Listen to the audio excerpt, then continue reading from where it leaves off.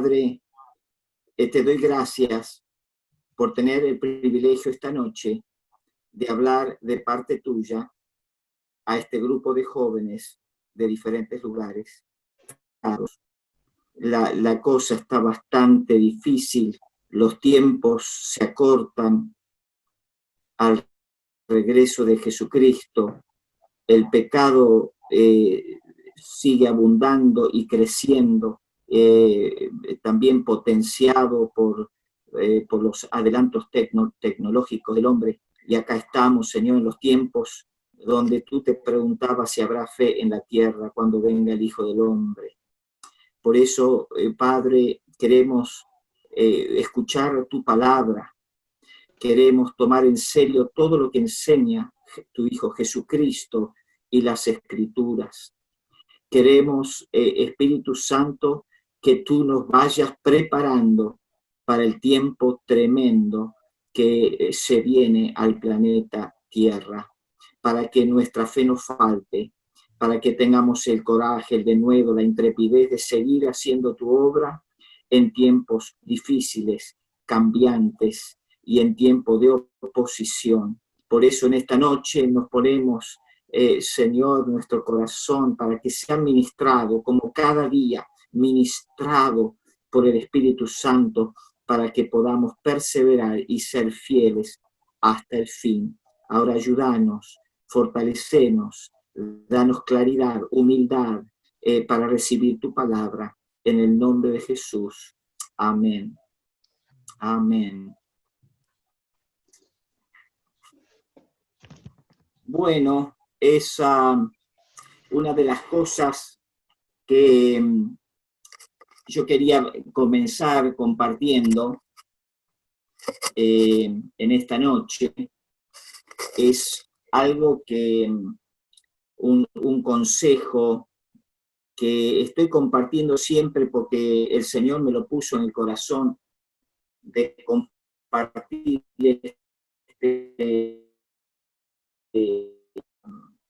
lo que yo creo que es una gran verdad que practicaron nuestros hermanos anabautistas, y fue una de las cosas que los separó de los otros reformadores en el siglo XVI.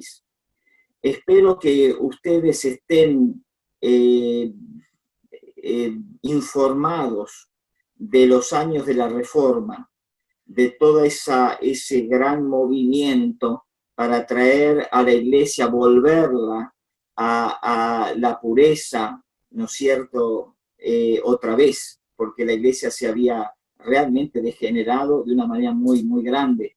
Y conocemos a reformadores como Lutero, como Zwinglio, Calvino, que son los más nombrados porque ellos, estos reformadores, no rompieron con la visión de la Iglesia-Estado. Entonces tuvieron el apoyo de, diríamos, los cantones, los reyes, el poder político. Estos reformadores confrontaron muchas de las cosas, diríamos, perversas, y la denunciaron, como Lutero con sus tesis, y fueron, diríamos, usados por el Señor para confrontar mucho de lo malo que había entrado en esa iglesia de Estado.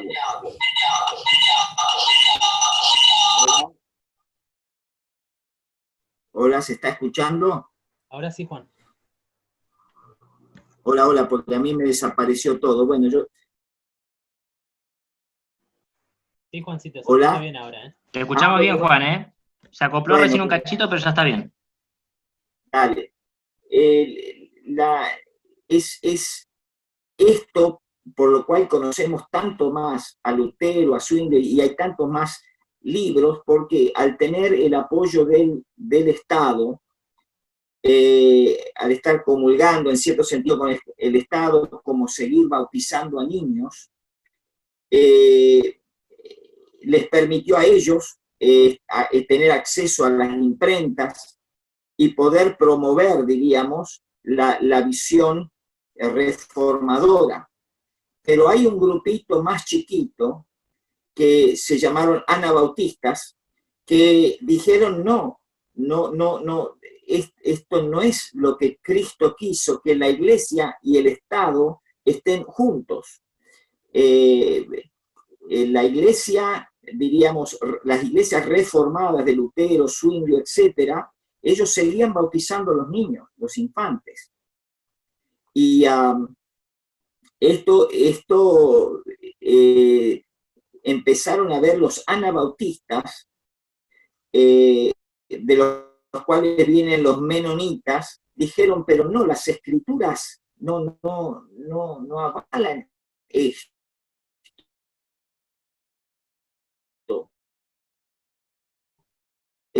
Diríamos, unida al Estado. Pero tenían este dilema que si no se unían al Estado, no los protegía nadie. Y entonces empezaba indudablemente que eran perseguidos inmediatamente. Y por eso muchos anabautistas, porque ellos empezaron a bautizar de nuevo, eran los radicales de ese tiempo, los revolucionarios de ese tiempo, empezaron a bautizar a los niños. Y eso fue una herejía tremenda para ese tiempo. Entonces los mismos reformadores como Lutero, Zwinglio, persiguieron a los anabautistas por esto del bautismo de niños y el desprenderse de la Iglesia del Estado. Lo que quiero decir que estos hombres valerosos dieron sus vidas, fueron torturados, fueron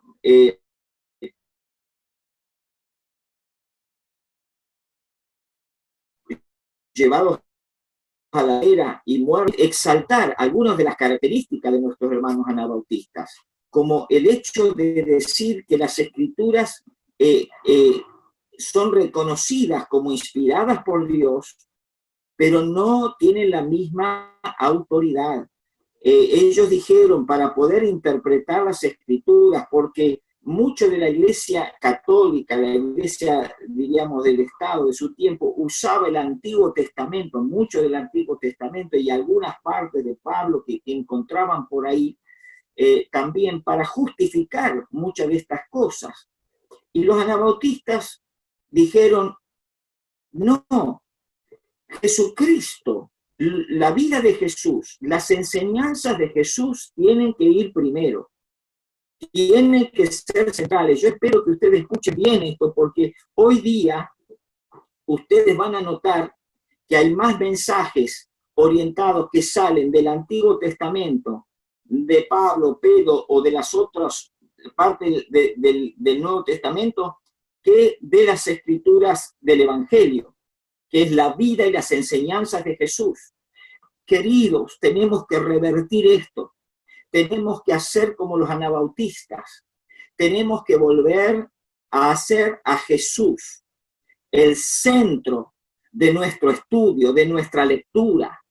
Empaparnos con sus mandamientos, con sus enseñanzas y también con su ejemplo. Ustedes se acuerdan muy bien lo que Dios le habló a los discípulos que estaban en el monte de la transfiguración, después de Jesús aparecer con Moisés, y después, estaba Moisés y estaba Elías, principales del Antiguo Testamento, figuras rutilantes principales del Antiguo Testamento, pero la voz les dijo, este es mi Hijo amado, a él oíd. Y si esta aparición hubiera sido 50 o 100 años, creo, después, y creo que sería hoy lo mismo, donde estaría Moisés, Elías, estaría Pablo, Pedro, Santiago, los apóstoles, Juan, todos con Jesús, la voz diría lo mismo. Este es mi Hijo amado, a él oíd. No estamos diciendo que vamos a desechar, ni Jesús quiso decir eso, ni la voz del cielo quiso decir. No desechamos a Moisés, por supuesto, ni a Elías, ni las profecías. No desechamos las enseñanzas de Pablo, ni la de los demás apóstoles. Pero este es mi Hijo amado. Entonces el pueblo de Dios tiene que dejar de tomar como centrales a el Antiguo Testamento para sus mensajes, para sus ejemplos, para sus sermones, y a Pablo. Pablo no es Jesucristo. Pablo es un gran hombre de Dios, que nos trajo, Dios lo usó para traernos revelaciones importantes, pero no es Jesucristo. Nosotros necesitamos volver a hacer Jesús el centro de la enseñanza y de la predicación del Evangelio, y predicar el Evangelio como lo hizo Jesús. Después tenemos a Pablo, tenemos a los apóstoles, tenemos el Antiguo Testamento para ir, diríamos, redondeando el ejemplo y las ideas de Jesús, pero no al revés. No podemos tener a Pablo y los apóstoles o el Antiguo Testamento y después de vez en cuando aparecen pasajes de los evangelios. Así que les digo, jóvenes,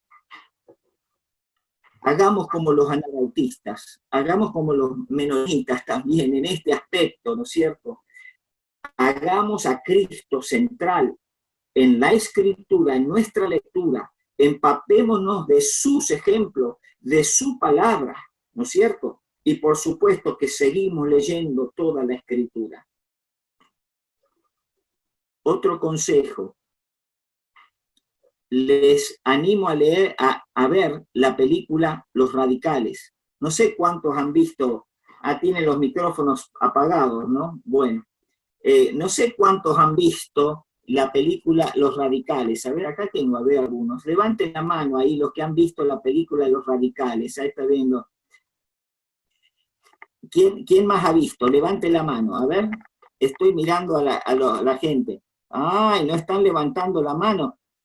No han visto Los Radicales, que es la historia de los diríamos, de los anabautistas. Bueno, entonces está muy bueno decirles esto. Es una buena película para ver o en familia, para ver con el grupo de jóvenes, pero esto tenemos que animar a todas las iglesias a ver esta película, Los Radicales, y lo que ellos confrontan por ser fieles hasta las últimas consecuencias a Jesucristo. Y por hacer central a Jesucristo, es que no podían tomar las armas como los otros reformadores y defenderse y aceptar la protección del Estado, y quedaron expuestos, y por eso murieron muchos, porque seguían las enseñanzas de Jesucristo. Dice, amad a vuestros enemigos. Entonces dijeron, ¿cómo vamos a tomar las armas, a defendernos? ¿Cómo vamos a usar la violencia cuando Jesús dice que amemos a nuestros enemigos, etcétera? ¿No es cierto? Si nos ha dicho que al que te llena la mejilla derecha le des la otra. Entonces, esto los llevó, seguir las enseñanzas de Jesús radicalmente, los llevó a pagar tremendas consecuencias. Bueno, y hoy entonces, después de decir eso, no se olviden, la película entra en YouTube y ponen película Los Radicales, ¿no? No sé si habrá otros, no son el grupo político, ¿no? Si les sale algo de política, no. Es la historia Juan, Juan, ¿puede ser los radicales anabautistas del siglo XVI o algo así es? Puede ser. Yo puse Los Radicales y ahí, bueno, pero yo ya sabía, está bien lo que está diciendo.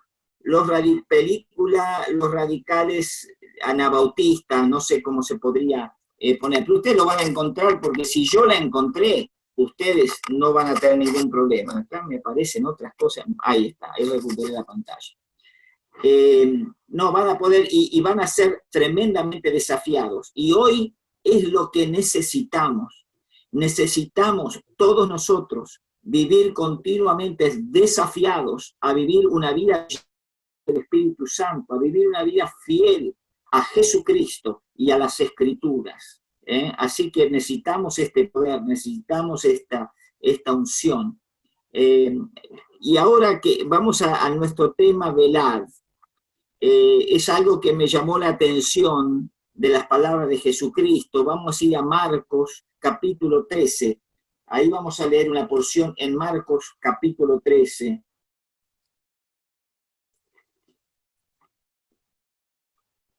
Si alguno quiere hacer una pregunta, interrumpir, no hay problema, ¿eh? Queremos estar charlando, queremos estar compartiendo así en familia, así que tengan libertad si quieren interrumpir en cualquier momento.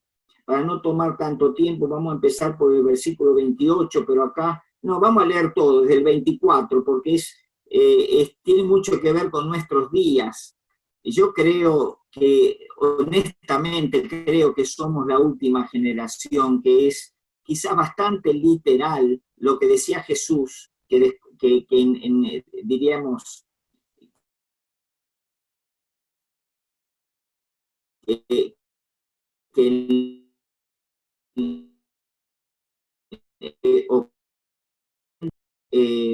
después de como 2000 años, vuelve a ser nación y se cumple una palabra de Jesús tremenda, cuando iba a volver, ¿no es cierto?, a ser nación, a ser juntados. Los judíos iban a volver a tener su nación. Antes, hasta que esto no ocurría, no podían cumplirse las otras profecías que guiaban hacia el fin. Entonces, la profecía de Jesús es tremenda cuando él profetiza que Israel volverá, ¿no es cierto?, a su tierra en el 48, y después, si es que dice, significa que no pasará esta generación hasta que se cumpla todo su regreso, etcétera.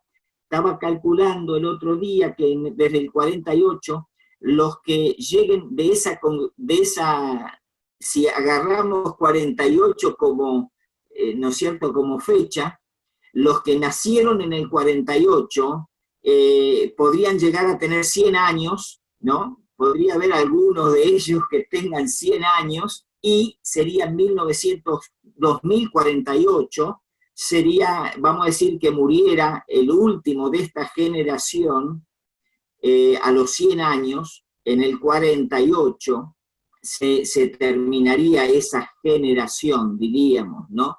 Pero de cualquier manera, vemos claramente, y si ustedes escuchan a muchos hombres de Dios y profecías hoy día, claramente están hablando y se está escuchando por muchos lados que realmente estamos por el avance tecnológico, porque ahora se están dando todas las condiciones para que se cumplan las últimas profecías. Que hasta que no viniera este avance tecnológico fulminante, hasta que Israel no volviera a ser nación, etcétera, una de estas, diríamos, acontecimientos, no se podían cumplir las otras profecías del gobierno mundial, por ejemplo, de la marca que iba a estar en la frente, ¿no es cierto?, de los cristianos y de la gran persecución antes de la llegada de Jesucristo. Pero ahora vemos, estando en su lugar, estos acontecimientos que faltaban, claves, ¿no?, que es 1948, la profecía de Jesús, ¿no es cierto?, de Israel, y la profecía de Daniel, que en los últimos tiempos habría una explosión, habría un aumento de la sabiduría, de la inteligencia, de la tecnología. Estas profecías ahora están en su lugar. Y vemos rápidamente que se están dando las últimas señales. Ya la tecnología ya está listo para poder ponerse la señal que estaban hablando. El gobierno mundial está más cerca que nunca. Ustedes seguramente en las noticias, ustedes ven que no solamente los cristianos, sino el mundo está hablando de este nuevo orden, de este gobierno mundial, porque se ve que se está cayendo el viejo sistema de naciones independientes, ¿no? Entonces, realmente estamos en un tiempo tremendo. Yo no sé si yo voy a vivir, si llego, me estoy tratando de cuidar, haciendo ejercicio y comiendo bien, a ver si llego. Me encantaría llegar a la venida de Jesús, ser transformado sin tener que pasar por la muerte, ser transformado, ¿no? E irme en los aires entonces me estoy cuidando, ¿viste? Pero bueno, tengo 65, si llego a durar 15 o 20 más, tendré una posibilidad, pero muchos de ustedes, tengo la certeza de que van a estar, si no es en los próximos 20 años, puede ser que muchos de ustedes si son fieles a Jesús, sean transformados y no tengan que pasar por la muerte. Aunque va a haber una persecución grande, diríamos, no queremos conservarnos, diríamos, como Jesús dijo, el que quiere salvar su vida la perderá. Y no es que porque yo quiero llevar al arrebatamiento, entonces que me voy a andar, ¿no es cierto?, le voy a andar negando para no sufrir las consecuencias. No, quiero cuidar mi cuerpo para poder seguir sirviendo. Me encantaría estar en el rapto, pero de cualquier manera, dice la Escritura que los que están muertos resucitarán primero y irán con el Señor, y después los que están todavía van a ser transformados, se van a unir a ellos y vamos a ir con el Señor. Así que esto es una esperanza tremenda que tenemos, pero quiero que presten atención, es inminente. Ahora, cuando digo inminente, puede ser ahora o puede ser en 20, 30, 40 años, pero ojo, ustedes van a ver que van a haber situaciones a partir de esta pandemia global, ¿no? Vamos a ver ahora mucho más seguido acontecimientos que van a afectar a todo el mundo. Puede venir por una guerra el próximo. Yo siento que el próximo gran, gran acontecimiento, diríamos, global va a venir por el mar, no sé por dónde, cómo, no sé si será un gran tsunami o un gran terremoto. La Escritura habla de una montaña cayendo, el Apocalipsis, que caía. Nosotros ahora sabemos que es un meteorito de cierto tamaño, no necesita ser un meteorito de más 200 o 300 metros, ya haría un caos, diríamos, global, tremendo, ¿no? Y esa montaña cae sobre uno de los mares, porque dice que la tercera parte de los barcos y de los animales van a ser destruidos, ¿no? Y eso no me sorprendería que sea sobre el Pacífico, un lugar donde vemos que hay muchas ciudades que indudablemente si cae en un mar de uno de estos océanos, todas las ciudades que están en la costa van a ser limpiadas, ¿no? Desde Buenos Aires hasta Nueva York no queda nada, porque va a haber una ola tan grande, tan inmensa, pero bueno, van a empezar a haber acontecimientos. También podríamos seguir con otras pandemias, podríamos seguir con una guerra. Saben que las cosas se están poniendo muy, muy feas en Medio Oriente, China, el avance en Asia, ¿no es cierto? Y las relaciones que se están complicando con las grandes potencias. Así que bueno, prestemos atención a estas cosas. El versículo 24 en adelante dice del capítulo 13 de Marcos: pero en aquellos días, después de aquella tribulación, el sol se oscurecerá y la luna no dará su resplandor. Y las estrellas caerán del cielo y las potencias que están en los cielos serán conmovidas. Entonces verán al Hijo del Hombre, que vendrá en las nubes con gran poder y gloria, y entonces enviará a sus ángeles y juntará a sus escogidos de los cuatro vientos, desde el extremo de la tierra hasta el extremo del cielo. De la higuera aprended la parábola. Cuando ya su rama está tierna y brotan las hojas, sabéis que el verano está cerca. Tenemos que estar mirando la higuera en nuestro tiempo. Así también vosotros, cuando veáis que suceden estas cosas, conoced que esta está cerca a las puertas. De cierto os digo que no pasará esta generación hasta que todo esto acontezca. El cielo y la tierra pasarán, pero mis palabras no pasarán, dice Jesús. Pero de aquel día y de la hora nadie sabe, ni aun los ángeles que están en el cielo, ni el Hijo, sino el Padre. Mirad, velad y orad. Acá estamos un poquito entrando en el tema. Mirad, velad y orad, porque no sabéis cuándo será el tiempo. es como el hombre que yéndose lejos dejó su casa y dio autoridad a sus siervos y a cada uno su obra, y al portero mandó que velase. Velad pues, porque no sabéis cuándo vendrá el Señor de la casa, si al anochecer o a la medianoche o al canto del gallo o a la mañana, para que cuando venga de repente no os halle durmiendo. Y lo que a vosotros digo, fíjense en este último versículo, y lo que a vosotros digo, a todos lo digo, velad. Y lo que a vosotros digo, a todos los digo, velad. Así que Jesús nos dice en el 33, mirad, tenemos que estar mirando. Yo les quiero provocar en esta noche a que miren, no estén descuidados, miren lo que está pasando, miren a la higuera, no miren lo que está pasando en el mundo, miren las señales.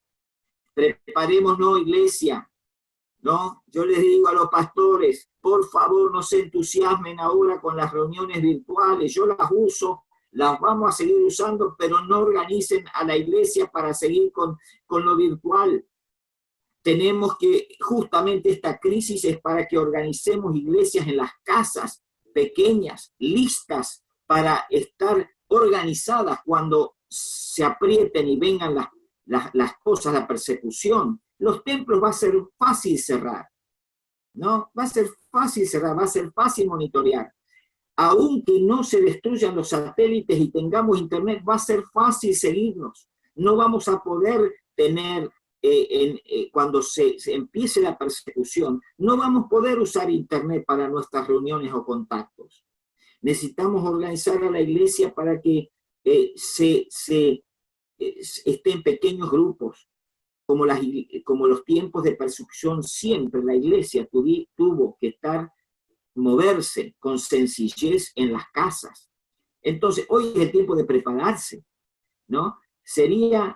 Termino esta parte diciendo, sería trágico la iglesia que a través de esta pandemia no aprende lo que el Espíritu Santo quiere que aprendamos, ¿no es cierto? Que hoy es una maravilla tener grupos de 10. Acá en Chile podemos tener 10, lo estamos aprovechando. Ya acá en nuestra zona tenemos 5 iglesias de casas, porque aprovechamos esto. Es como Dios diciendo, cuando se levante la pandemia vamos a seguir usando el templo, vamos a seguir reuniéndonos también en el barrio, en las zonas, en la iglesia central, pero ya está lista la iglesia y vamos a seguir reuniéndonos de vez en cuando en las iglesias de las casas, para que cuando se apague la luz sea como esas lámparas que se tienen, que exigen en los negocios, ¿cómo se llaman? Que son de emergencia. Sí, Las lámparas de emergencia. Apaga la luz y la lámpara de emergencia se prende enseguida. Los pastores, las iglesias que estén entendiendo, van a preparar a la iglesia para que cuando se apague la luz no tengan que, ¿y ahora qué hacemos? Estamos todos desconectados, no sabemos qué hacer, estén buscando luces por todos lados para moverse en la oscuridad, pero las iglesias que están trabajando en eso están preparando, ¿no es cierto?, esa luz que se va a prender automáticamente. Viene la crisis, vienen las prohibiciones y nosotros ya estamos preparados, ya estamos entrenados, hemos aceitado el motor de la organización pequeña, de pequeños encuentros. Ya no vamos a poder usar muchas guitarras, vamos a tener que aprender a tocar a capela, ¿no es cierto? Nosotros acá en la Patagonia formamos un grupo de compositores patagónicos y estamos a full, ¿no es cierto?, componiendo cantos pequeños, cortos, de las escrituras, muchos de ellos, más del 50%, pero sean cortos. Olvidémonos diríamos, de los firuletes músicos y de tener que tener un montón de instrumentos. Queremos que sean canciones que se canten, que tengan muy profundo contenido, ¿no? Canciones que hablen de la fidelidad a Cristo, canciones de adoración profunda, canciones que hablen del arrepentimiento, que sean evangelísticas también, pero que sea fácil memorizar, que sea fácil cantar, para que cuando la iglesia no pueda moverse con todos los aparatos que hoy tiene y el maquillaje electrónico, yo lo llamo el maquillaje electrónico. ¿Cómo se va a ver la alabanza de la iglesia sin el maquillaje electrónico? A mí me da risa cuando dicen alguna estrella, uy, se sacó una foto sin maquillaje. Qué diferente parece, ¿no? Bueno, los evangélicos estamos tan acostumbrados al maquillaje electrónico que casi en algunos lugares creen que no pueden tener canto o alabanza si no tienen instrumentos, o si no tienen todos sus aparatos electrónicos. Jóvenes, muchas de esas cosas van a cambiar y vamos a tener que dejar. Preparemos a la iglesia para eso. Bueno, a ver qué hora es. 8:30 empezamos, así que voy media hora. Uy, ya voy media hora. ¿Cuánto tengo? ¿Cuál es el horario? Sergio, ¿qué horario? No sé, Juan. Cuando veas nuestras caras, ahí te vas a dar cuenta. Bueno, yo tengo que ver, aunque sea alguna cara bien, alguien que me levante Yo cuando era chiquito, le sacaba el pañuelo desde el banco a mi papá, que lo acompañaba a Trenquelauquen para dar la palabra, y le sacaba el pañuelito para decir, ya es hora, ya. Bueno, acá cuando se te empieza a silenciar automáticamente es porque ya es hora entonces. Dale, eso es una buena cosa, directamente le miren, avísenme para que no esté hablando solo demasiado tiempo. Bueno, la cosa, sigamos adelante, porque, digamos, estoy poniendo el escenario y hablando de unas cosas que el Espíritu Santo también me está trayendo, porque ustedes son jóvenes que van a ser realmente protagonistas grandes, importantes del último, el tiempo que les toca vivir. Ustedes van a ser protagonistas importantes para que haya un remanente cuando venga Jesucristo. Y para eso presten atención a algunas cosas que les estoy diciendo, como empaparse de Jesucristo, de las enseñanzas de Jesucristo, que la doctrina de ustedes y mía estén, diríamos, el fundamento sea la palabra de Jesucristo, no la de Pablo, ni la de Moisés, ni ningún otro, sino Jesucristo, la palabra central y su ejemplo central, y después usando todo lo demás, ¿no es cierto?, que el Espíritu Santo nos puede ayudar a arrojar más luz siempre de lo que enseña Jesús y de lo que practica Jesús. Tema que yo les traigo, que diríamos, le puse como nombre velar y orar, tiene que ver con esto de Jesús, que él pone tanta importancia, de la responsabilidad de los discípulos, del ser humano. Si nosotros leemos solamente Pablo y los apóstoles, especialmente Pablo, y especialmente algunos pasajes que a los evangélicos les encanta de Pablo, como por ejemplo, no por obras para que nadie se gloríe, y la gracia, todo este tema que era tan importante especialmente para los judíos, porque los judíos estaban arraigados en que su justicia dependía de la práctica de la ley, de cumplir la ley, ¿no es cierto? Entonces Pablo tiene que hablar mucho de la gracia, tiene que hablar mucho que no, la perfección, el poder cumplir de todo, la ley depende ahora de Jesucristo. Él es el que paga el precio y la deuda, ¿no es cierto? Y entonces habla mucho de la gracia. Pero ¿qué ha pasado?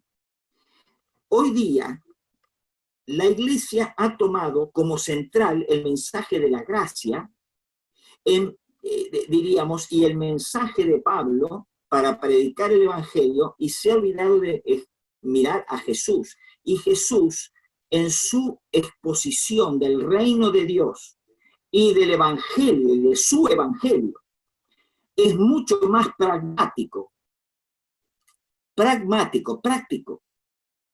Y si ustedes leen a Jesús, va a ver que él pone mucho más énfasis en la responsabilidad que tú y yo tenemos en la salvación. La gracia, por eso yo sigo repitiendo, aunque a algunos no les guste, la gracia no nos salva. La gracia de Cristo y de Dios nos nos ha abierto la puerta a la salvación. Fue su gracia que nosotros, caídos, Pablo lo pone muy bien, en nuestros pecados y delitos, él, por amor, estando perdidos, no pudiendo hacer nada para salvarnos, ni siquiera arrepintiéndonos. Si Jesús no hubiera venido y dado su vida, no importaba arrepentirnos, ni portarnos bien, ni obedecer a Dios. Sin Jesús, de nada nos servía ni siquiera obedecer a Jesús o a Dios, ni cumplir sus mandamientos, porque todos hemos pecado y tenemos una deuda que no podemos pagar. Y eso es lo que significa la gracia. La gracia fue la intervención de Dios para que hace posible la salvación. Fue la intervención amorosa de Dios. La vida que entregó Jesús en la cruz, que hizo posible de que tú y yo podamos ser salvos. Entonces, el Evangelio hay que predicarlo completo, porque si predicamos una sola parte, que es que la salvación depende solamente en lo que Dios hizo, estamos predicando el Evangelio parcialmente. Jesús habla claramente que tenemos nosotros una red de Dios que nos creó con una libertad para elegir, donde depende de nosotros. Dios ya hizo su parte. Y en eso, hoy día, muchos cristianos han entrado en la tentación. Y en el Evangelio, diríamos, que es muy, conveniente, que les permite relajarse, que les permite vivir sin velar, sin orar, sin mirar, sin estar ocupados en su salvación, como Pablo dice, ocupados en vuestra salvación. Muchos cristianos hoy día no se están ocupando porque están tan confiados y al contrario, no quieren hacer muchas obras porque no es por obras para que nadie se gloríe. Hermanos, lean a Jesucristo, jóvenes. Jesús, fíjense en lo que recién leímos, está hablando a los discípulos, está hablando a los creyentes de todas las épocas. A todos les digo, velen, ustedes tienen una parte en la salvación. Si ustedes no se arrepienten, no empiezan a vivir bajo el gobierno de Jesucristo, la gracia no actúa. Y es por eso que no se salva todo el mundo con la muerte de Jesucristo, con la gracia de Dios. La gracia actúa solamente en aquellos que se arrepienten de la desobediencia a Dios y que se vuelven de corazón al gobierno y a la autoridad de Jesucristo para vivir bajo su autoridad. En ese contexto, en ese marco, no tenés que preocuparte para nada. Cristo, su sacrificio, la gracia de Dios, cubre toda la deuda restante que tú ni yo podemos pagar. Pero Jesucristo está continuamente reclamando al discípulo, al ser humano, que haga uso de este don que Dios les dio de elegir este albedrío, esta decisión. Es cierto que además de morir en la cruz, envió su Espíritu Santo. Tenemos un gran ayudador en nosotros, pero Él no hace todo. Tenemos la posibilidad, dice la Escritura, aún de contristarlo. Tenemos la posibilidad aunque está en nosotros, de impedir que nos ayude y que nos lleve adelante. Entonces, quiero resaltar esto. Si ustedes leen a Jesucristo, van a ver que Él exige una respuesta de los que quieren seguirle. Fíjense, en el Lucas 12:5, no, primero les voy a citar Romanos 11:22. En Romanos 11:22, Pablo dice, mirad pues la bondad y la severidad de Dios. Este es un tema que hablo mucho porque me preocupa mucho, porque temo que muchísimos creyentes, muchísimos creyendo que todo está bien, se van a ir al infierno, van a estar perdidos, aunque son miembros de iglesia, se han bautizado, quizás dan sus diezmos, cumplen con la parte religiosa, ¿no es cierto?, pero no están, diríamos, solamente han mirado la bondad de Dios. Y hoy estamos llenos, los cantos cristianos hoy, diríamos, destilan miel, para decirlo de alguna manera, ¿no? Es la bondad de Dios, que Dios me hace esto, que Dios me cuida aquello, y una adoración tremenda, ¿no? Que a veces cuando yo siento que la adoración que te doy todo, tan radical, muchos de los cantos destilan no solamente la miel de Dios a nosotros, sino nosotros hacia Dios, y mucha de nuestras alabanzas Dios está mirando para otro lado. ¿Sabe por qué? Porque Él mira nuestra vida. Dios no puede ser burlado. No podemos aparentar con linda música o cantos emocionantes o palabras dulces. No vamos a manipular a Dios o a impresionarlo. Él está mirando cómo vivimos. Él está mirando lo que hacemos en nuestras piezas a solas. Él está mirando cómo tratamos a nuestros hermanos en la casa, a nuestros padres. Él está viendo si amamos al prójimo.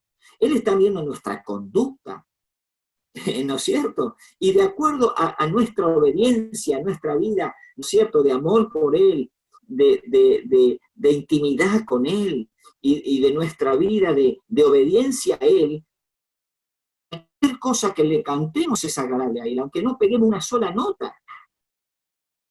Dios está mirando nuestro corazón. Yo digo esto porque tenemos que despertarnos. Acá dice, mirad pues la bondad y la severidad de Dios. Todos queremos mirar la bondad. Acá dice, no.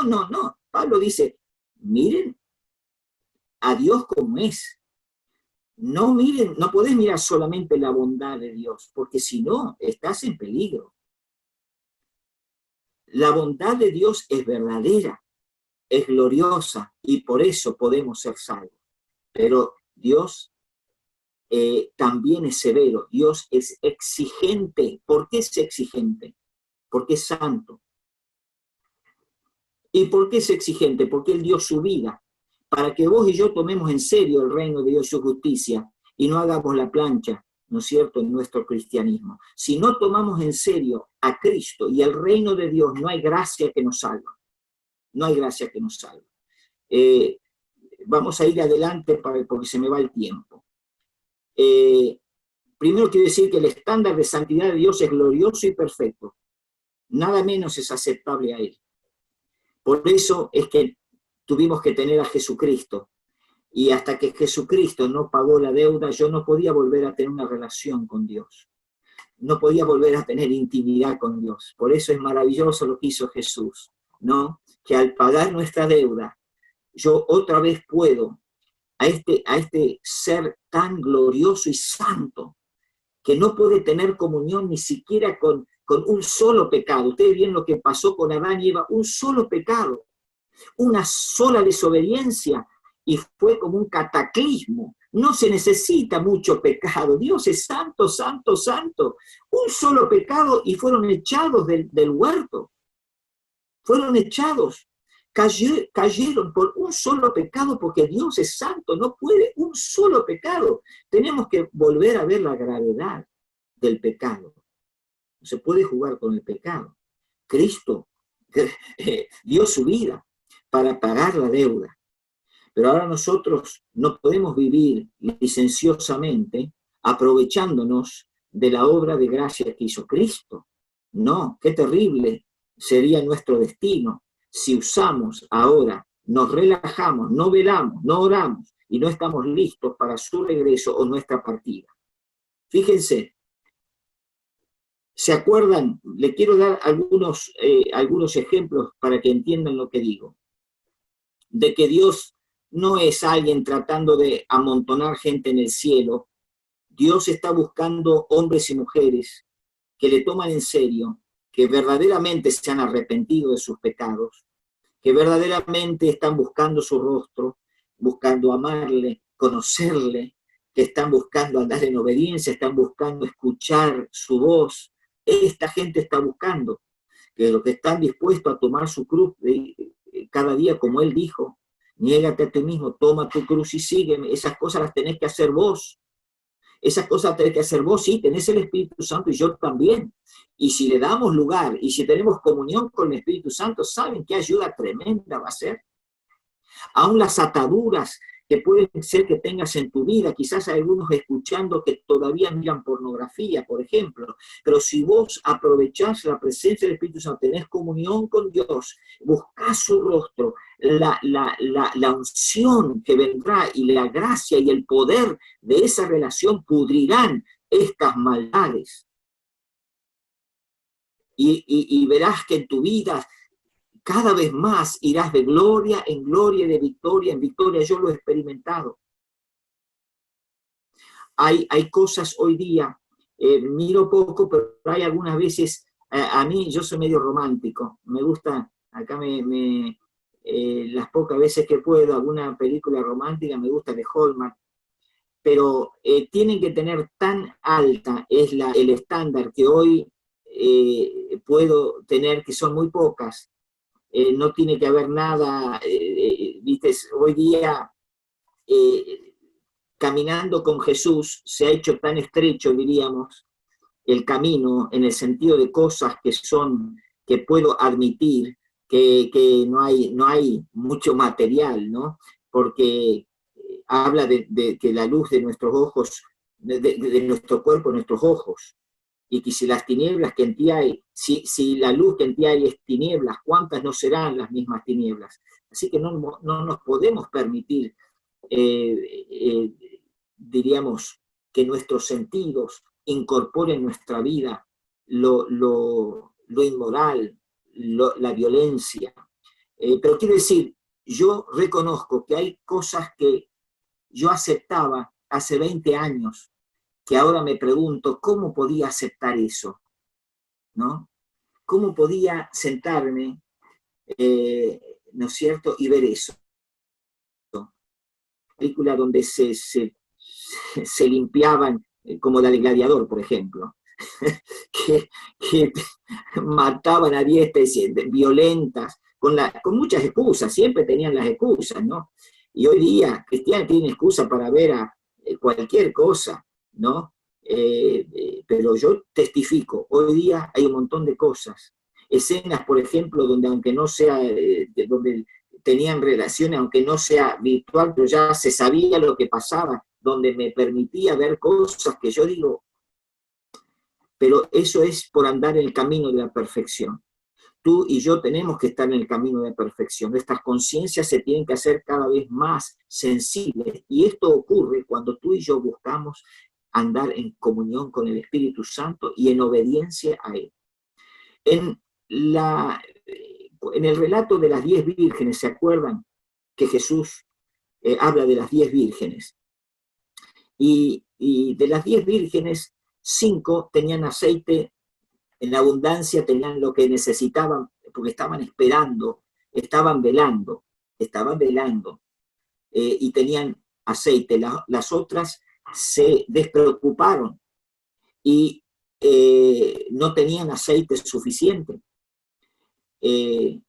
5 de ellas, las que no estaban preparadas cuando vino el esposo, aunque fueron diligentes en tratar de buscar aceite, en conseguir aceite y llegar, la puerta estaba cerrada y no entraron. Fueron desechadas. ¿No es cierto? Eso es lo que quiero resaltar. Las 5 vírgenes, aunque eran vírgenes, a que se ocuparon de ir a buscar aceite, pero no llegaron a tiempo, pero no decimos es exagerado eso. ¿Qué quieres decir, Jesús? Quiere decir lo que dice. Si tú no estás, diríamos, estás viviendo descuidadamente, no vas a entrar a la fiesta, no vas a entrar, te vas a perder. Tenés que velar y tenés que orar. Estas 5 vírgenes se perdieron. Y entraron las que estaban listos, las que tenían aceite. El aceite claramente tiene que ver con el Espíritu Santo, tiene que ver con la relación con Dios. Muchos cristianos están poniendo en peligro su salvación por no estar ocupados en su relación con el Espíritu Santo. No producen aceite. El aceite del Espíritu se produce en nuestra intimidad con el Espíritu. Cuando buscamos a Dios.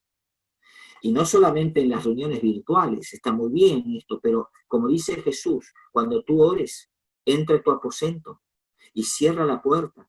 Y ahí ora a tu Padre que está en secreto. Jóvenes, Dios quiere, ahora que Él ha hecho posible esto a través de Jesucristo, que tú tengas intimidad con el Padre que está en el cielo. Él anhela tener una relación contigo, que tú aprendas a escucharle, no solamente hablarle, no solamente entrar para pedirle un montón de cosas, sino para amarle, claro que agradecerle, hacerle preguntas. ¿Le haces preguntas a Dios? Hay que hacerle preguntas a Dios. Eso es bueno porque eso te permite a Él, le da una posibilidad de contestarte, de que tú estés atento cuando te contesta. Pero tenés que tener una relación con el Espíritu Santo. Una relación donde vos delante de él intercedés, donde le das gracias, donde le haces preguntas. Y esto está produciendo aceite. Tú tienes que tener aceite, estar preparado para el día que vos partas con el Señor o Él venga a buscarnos. El siervo negligente de los talentos, vamos a otra palabra. Jesús habla de 3 siervos, donde les da a cada uno cierta cantidad de talentos. Uno, los primeros 2 traen fruto.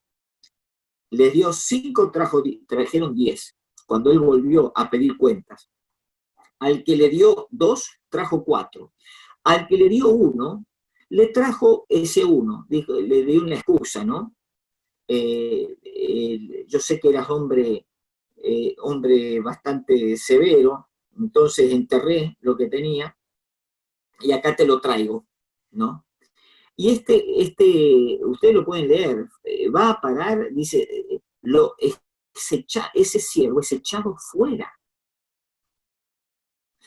No le dice, bueno, te doy una oportunidad mañana, o bueno, te portaste mal, pero bueno, te voy a reservar un lugarcito igual en el cielo, o acá en algún lugar. No, lo echa afuera, donde será el lloro y el crujir de dientes, se pierde. Y estas cosas mayormente no las vemos en otras predicaciones del Evangelio. Porque Jesús está continuamente hablándonos una responsabilidad. Este siervo que no dio fruto fue echado fuera. O sea, el siervo negligente, Mateo 25, yo lo llamo a Mateo 25 uno de los capítulos que hablan de la responsabilidad individual que tenemos nosotros. Tenemos que empezar a hablar de esto, porque todo lo ponemos como que depende de Dios todo. Y no es así. Lo que dependía de Dios, Dios lo hizo y es firme, inmutable. Ahora tú y yo tenemos que escuchar este mensaje, tenemos que velar, tenemos que orar, tenemos que ocuparnos de nuestra salvación. Los insensibles, en Mateo 25, los insensibles a las necesidades del prójimo, los egoístas, les dice, los echa y les dice, malditos, porque tuve hambre y no me diste de comer, tuve sed y no me diste de beber. No les habla nada de creer, no les habla nada de la fe, ¿no es cierto? Les habla, sí, la fe indudablemente está unida con las obras, pero no, hoy hablamos de fe, tenés que tener fe, tenés que creer, está muy bien, pero la fe que obra, la fe que obedece. ¿Qué pasa que explicamos un evangelio donde parece que solamente con decir una oracioncita que preparamos, ¿no es cierto? Preparamos una oración y después tenemos estas leyes, crees esto y sos salvo? No es lo que enseña Jesús. Creer es la primera, creer en Jesús como Hijo de Dios es lo primero que tiene que pasar. Después hay que creerle a Él. Quiere decir, uno tiene que arrepentirse, aceptar sus demandas y seguirle en obediencia. Entonces ahí está, diríamos, actuando la gracia de Dios y ahí está el reino de Dios. Ahí entramos en el reino de Dios. Y todo lo que está en el reino de Dios es eterno. Pero lo que no entra en el reino de Dios no es eterno, se va a perder, ¿no? Pero acá vemos clarito a estos que eran egoístas, que diríamos, vivieron para sí mismos, no se ocuparon los demás, no les interesó lo demás. Clarito les dice, ¿no es cierto?, fuera, malditos de mi padre, porque tuve hambre y no me diste de comer, etcétera. Le va diciendo todas las cosas que no hicieron como resultado de esa fe que tendrían si hubiera sido verdadera la fe, si hubiera habido una relación verdadera con el Espíritu Santo que fue enviado y que está en nosotros, hubiera habido fruto. Si no hay fruto, significa que hemos apagado, que es la sal, ¿no?, que es otra de las que tengo acá. Dice, si la sal se desvaneciere, en Mateo 5, si se desvanece la sal, ¿se acuerdan lo que pasa? No sirve más para nada. Dice, nosotros somos la sal. Pero si ustedes se desvanecen, si la sal se desvanece, no sirve más para nada. No servimos más para nada. Por más que seamos creyentes evangélicos, no servimos para nada si nos desvanecemos. Desvanecerse, que es muy sencillo. Es el tibio, es el que hace la plancha en la vida cristiana, ¿no es cierto? La sal que se desvanece, que no tiene gusto, no hace diferencia a ningún lado, ¿no? La persona que no tiene una vida del Espíritu, una vida de relación con Dios, no hace ninguna diferencia, no da gusto. Se desvanece. Y el cristiano que se desvanece, Jesús dice, no sirve más para nada. Y después, ¿qué dice? Sino para ser echado fuera, ¿no? Echado fuera. El Sermón del Monte habla del árbol que no da fruto y dice que el árbol que no da fruto, refiriéndose justamente a los verdaderos, que es una de las maneras de ver lo verdadero de lo falso, es los frutos, ¿no? Ver su vida. Y entonces dice que serán cortados y echados en el fuego. Después vemos lo que dice en Apocalipsis, lo que le pasa a los tibios. Él le habla específicamente a una iglesia y le dice que no son ni fríos ni calientes, sino que son tibios. Si fueran fríos no estarían ni siquiera reuniéndose, están ahí en el pecado haciendo la suya, ¿no? Los fervientes están en la iglesia sirviendo y están viviendo en el Espíritu. Y después están los otros que son tibios, con un piecito en un lado, otro piecito en otro, ¿no? Vuelvo a decir, haciendo la plancha. ¿Y qué pasa con estos? Dice, los vomitaré de mi boca. Tenemos que escuchar más mensajes de esto. La gente tiene que saber la seriedad del reino de Dios y de la parte que nos atañe. El tibio será, diríamos, despedido de Cristo. Lo vomitaré de mi boca. Esto indudablemente nos tiene que dar preocupación. Tenemos que velar, tenemos que ocuparnos, no tenemos que permitir la tibieza en nuestra vida. Tenemos que velar para que haya gusto en nuestra vida, que Jesús nos está advirtiendo, ¿no es cierto?, que nos ocupemos en eso. Después también están los que dicen, también en el Sermón del Monte, muchos me van a decir en ese tiempo, Señor, Señor, cuando se les dé la noticia que están perdidos, ¿no? Cuando sea la gran sorpresa, que eso es lo que yo digo, yo no quiero sorpresas en el cielo. Tú no quieres sorpresas cuando ya no podés hacer nada. Mejor que se nos hable, si es necesario, con dureza y con rigor, que conozcamos a Dios y que sepamos nuestra parte para no tener sorpresas. Pero Jesús dice que va a haber muchos en ese tiempo que cuando se les comunique que están perdidos van a decir, Señor, no predicamos, no profetizamos en tu nombre, no hicimos muchos milagros en tu nombre, no echamos fuera demonios en tu nombre. Entonces les declararé, nunca os conocí, apartados de mí, hacedores de maldad.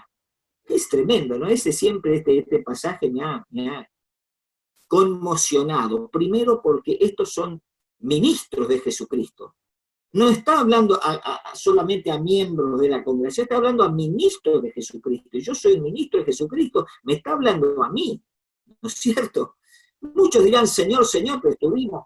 No es como si yo le decía, pero no planté, mirá las iglesias, lo que hice, la predicación a los jóvenes, todo el protocolo, ¿no? Le prediqué a los jóvenes de Neuquén, hice esto, hice lo otro, hice aquello. Yo no quiero que me diga, mirá, Juan, sí, pero yo vi cómo tratabas a tu señora, yo vi lo que hacías a solas, vi el materialismo en tu vida, perdiste la sal, eras tibio, no me escuchabas, no tenías una intimidad conmigo, no te conozco. Y él es sorprendente, ¿cómo hacía estos milagros y estas, como dicen las escrituras? Muchos usan el evangelio para la popularidad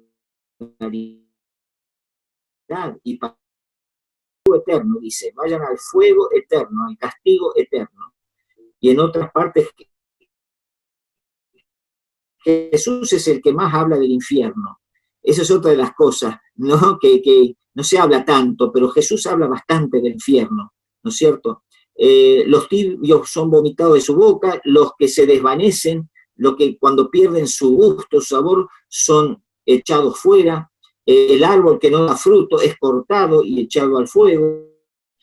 Cuando Jesús habla en Mateo 5, 27 y 30, cuando él habla del adulterio, habla de cometer adulterio, él dice, sí, pero si miras a una mujer y la deseas en tu corazón, ya has adulterado con ella. Y cuando él dice eso, dice que es mejor que te saque, si tu ojo te está haciendo caer, sácalo, échalo fuera, porque es mejor que se pierda uno de tus miembros y no que todo tu cuerpo sea echado al infierno. Y habla, si tu mano derecha te es ocasión, cortala y echala de ti, porque es mejor que se pierda uno de tus miembros y no que todo tu cuerpo sea echado al infierno. Jóvenes, estoy compartiéndole a ustedes todas de su Cristo, cosas. Si estás mirando, por ejemplo, sabiendo esto, él está diciendo, tomen decisiones, resoluciones drásticas para eliminar el pecado, porque es mejor lo drástico, es mejor no tener nunca más un celular en tu mano, si a través del celular vas a ir a parar al infierno. Eso es lo que está diciendo, sacá lo que sea, ¿no? Tenés al Espíritu Santo para ayudarte, pero tú tienes que tomar decisiones. Si estás mirando pornografía, vas a ir al infierno. Y estoy diciendo si no te arrepentís. Si sos alguien que está luchando, diríamos que está compartiendo, que está orando, estás en el camino de la perfección. Pero si vos dejás que el pecado haga nido y empieces a practicar el pecado y lo naturalices, no te podés salvar. Vas a ir al infierno. Por más miembro de la iglesia que seas, por más lo que sea, Jesús es muy claro. Entonces, tomemos las decisiones radicales que necesitemos tomar y con la ayuda del Espíritu Santo desarraiguemos estas cosas que desagradan a Dios de nuestras vidas. Tomemos en serio el reino de Dios y su justicia, ¿no es cierto? No juguemos con Dios. Pablo lo expone con claridad. Él sabía muy bien lo que estaba en juego y dice, sino que golpeo mi cuerpo y lo pongo bajo servidumbre, no sea que habiendo sido heraldo para otros, yo mismo venga a ser eliminado. Él mismo, ¿no es cierto? Se cuida, está velando, está ocupado también en su salvación. ¿no es cierto? Porque él no quiere ser heraldo, estar predicando a otros y él mismo, ¿no es cierto?, quedar eliminado. Así que termino con esto. Todo movimiento hacia la santidad, todo movimiento de apartarse de lo malo, te pone a ti y a mí en el camino de la perfección, donde la gracia de Dios provee la justicia perfecta que nos compró Jesucristo en la cruz del Calvario.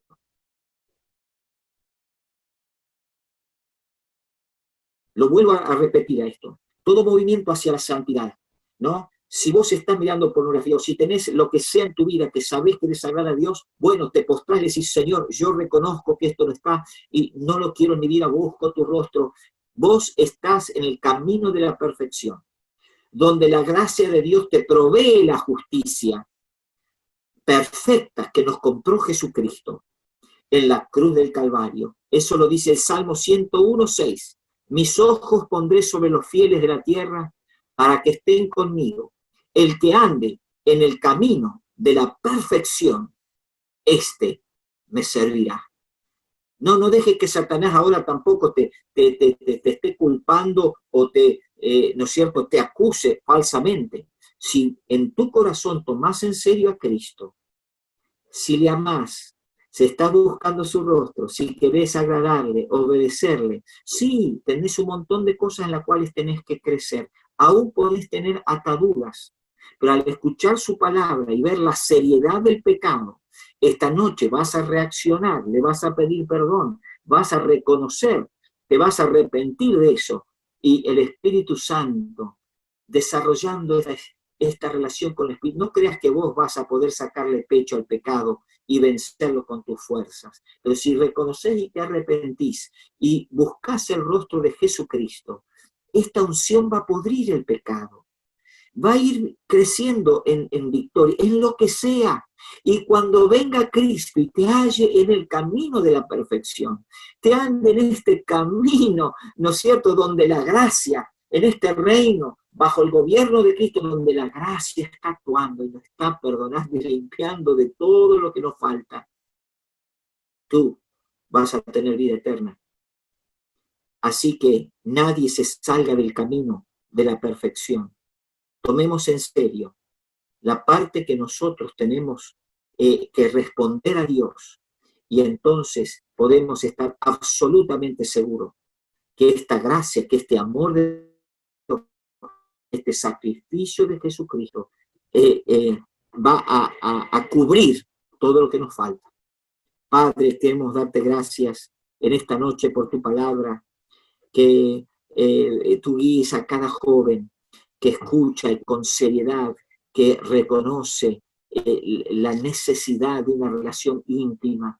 Todos los que esta noche pueden ver que no están produciendo aceite en sus vidas a través de una relación personal con el Espíritu, que esta noche, oh Padre, pone en su corazón con seriedad buscar esta intimidad y esta relación gloriosa, amorosa, con el Padre que está en el cielo y con el Espíritu Santo que está en nosotros, para que cada uno vaya creciendo y todos estén en el reino de Dios bajo el gobierno de Jesucristo, y todos también estén creciendo en el camino de la perfección.